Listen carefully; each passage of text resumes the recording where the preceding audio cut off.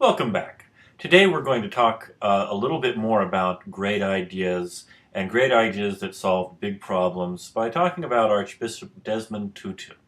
You may or may not be familiar with Archbishop Tutu. In my lifetime, he was a towering figure. The year that I graduated from high school in 1984, he won the Nobel Peace Prize. And a few years later, the whole South African system of apartheid, or separation, whereby the black majority of South Africa had virtually no civil rights. That system collapsed, and Nelson Mandela was released from prison and elected president. And at that time, the leaders of South Africa, both black and white, had to deal with a lot of atrocities that had been put forward. And they had to come up with a way to get people working together again, because there was no way to solve the problems that their society had if people were still getting revenge for the atrocities that happened during the apartheid era. The Truth and Reconciliation Commission, which Archbishop Tutu headed, was something that had never been done before in the world, though it has been repeated since in other countries such as Rwanda and Chile and others. But the Truth and Reconciliation Committee brought people to trial throughout South Africa. They traveled to cities and towns and hamlets throughout South Africa, brought people into trial who had committed atrocities, both black and white, who had committed massacres, who had killed other people, who had committed terrorist actions, blowing up buildings that people were in.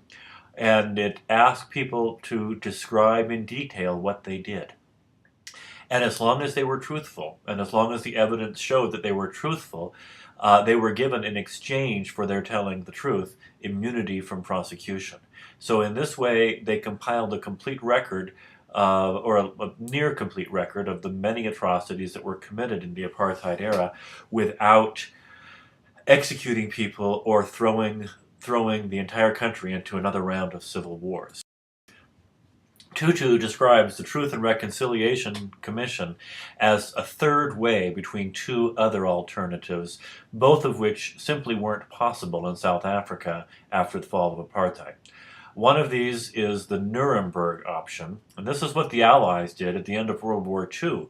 They brought high-ranking Nazis to Nuremberg, Germany, and put them on trial for war crimes. And many were executed, many were put in jail, and these were full-scale trials. And the reason they worked is because the Allies had won, and the Nazis were beaten. This was not the case in South Africa. Though Mandela had won the presidency, the new government included and had to govern both the white and the black factions of South Africa. The thing that most countries have done after somebody has committed atrocities is just try to forget about it, to just pretend that it didn't happen. This has been the way that Turkey has handled the Armenian genocide that happened about 100 years ago, where about 1 million Armenians were killed. And it is now illegal to talk about the Armenian genocide in Turkey because the Turks say that it didn't happen and they want to move forward the Turks and the Armenians together. The Armenians feel a little bit differently. But again, this really wasn't an option in South Africa at the end of apartheid because too many people were living next to people who had committed atrocities against them. And they weren't going to be able to live together successfully until they did something. And I want to show you a brief video clip about Tutu and about the Truth and Reconciliation Commission, and then ask you to answer one simple question for the bulletin boards. Except it's not that simple.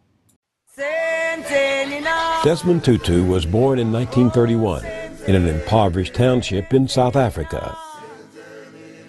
He wanted to be a doctor, but wound up a parish priest and a prophet. For until blacks are free, no one in this country is going to be free. For 30 years, he was a leader in his people's struggle to end apartheid, the rule of white supremacy. If you think you can stop us from becoming free, you are going to be stampeded.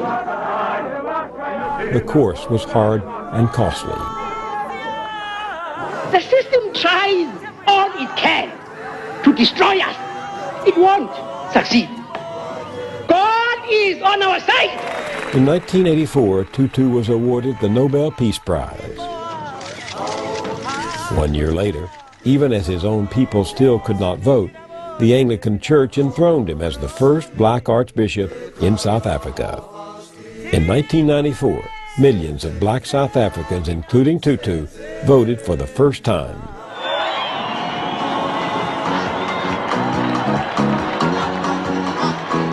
Nelson Mandela was elected president.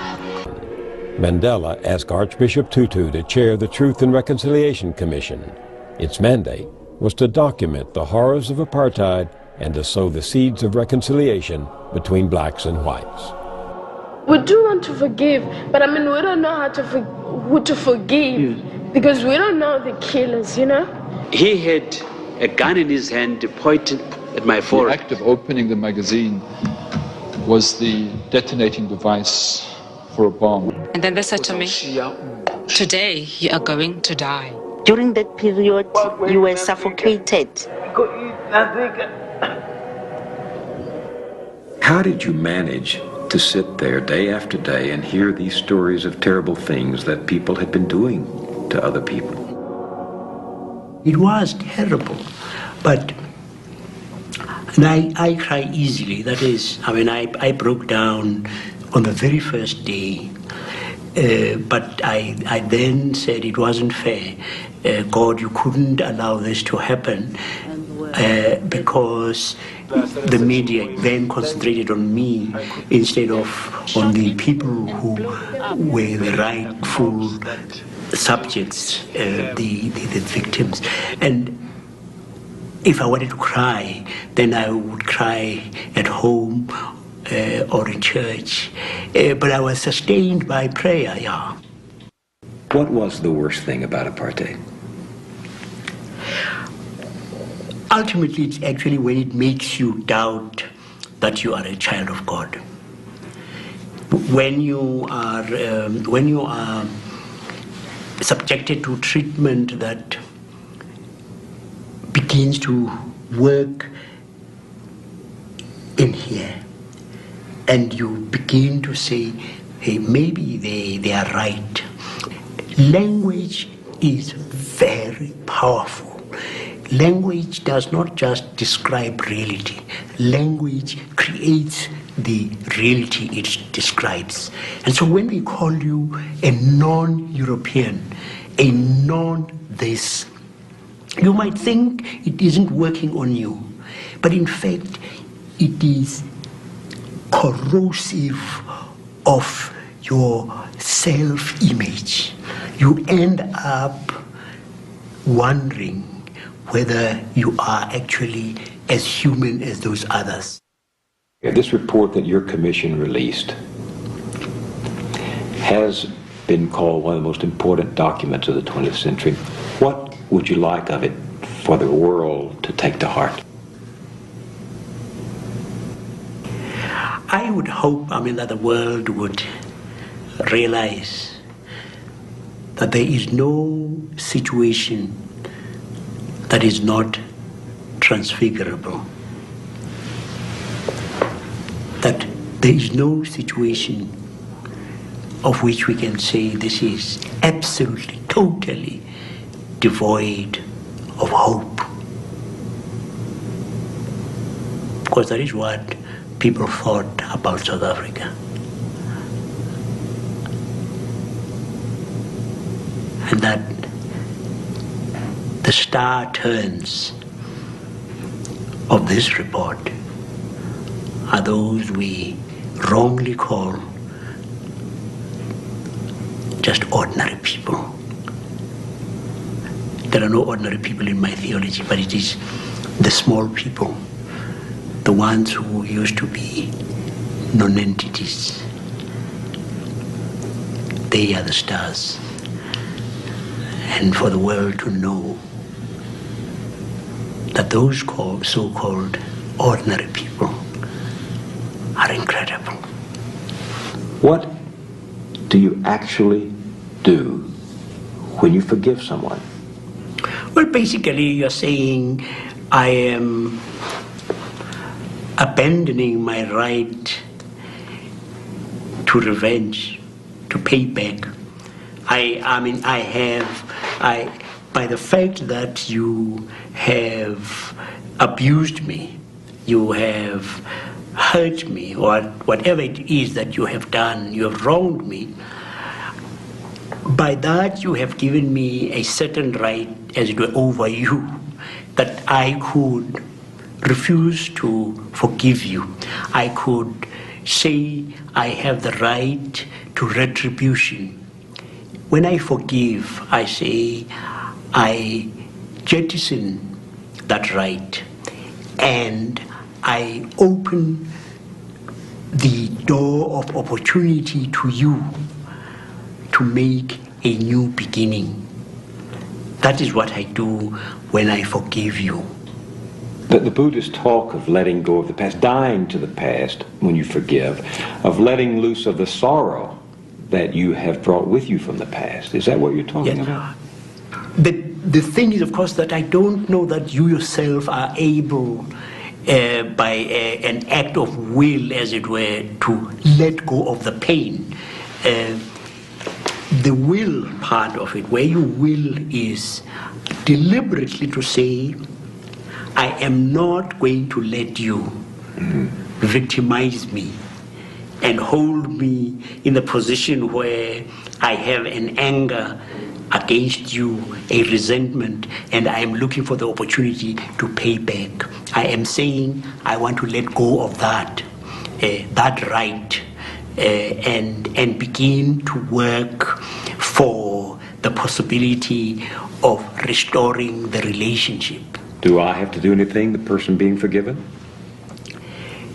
For your own sake, the only way you can appropriate forgiveness is by confessing. That opens you. That opens you to the possibility of being able to receive it. It's like opening a window. You see, forgiveness can be likened to the fresh air that is outside, or the sunlight that is outside, and you have a room, and the windows are closed and the curtains are drawn. The wind is still out there. My forgiveness is still available to you, but it won't find access until you open the window and the light streams in. You draw the curtains apart, and the fresh air comes in. You, by your contrition and confession, you're saying, I am sorry, forgive me, open, and my forgiveness enters your being. We're talking here about genocide, torture. Are genocide and torture forgivable? As a Christian, you have to say, are there things that are unforgivable? I'm afraid we follow a Lord and Master who, at the point when they are crucifying him in the most painful way, can say, pray for their forgiveness. And we follow the one who says, forgive one another as God in Christ forgave you. That is, for us, the paradigm. We may not always reach to that ideal, but that is the standard. And so here's the question I'd like you to answer on the bulletin board with at least one example from history, from your own personal experience, but answer the question, is it possible for people who have suffered severe atrocities to forgive their oppressors? Is it desirable? What other options are available to people who have suffered?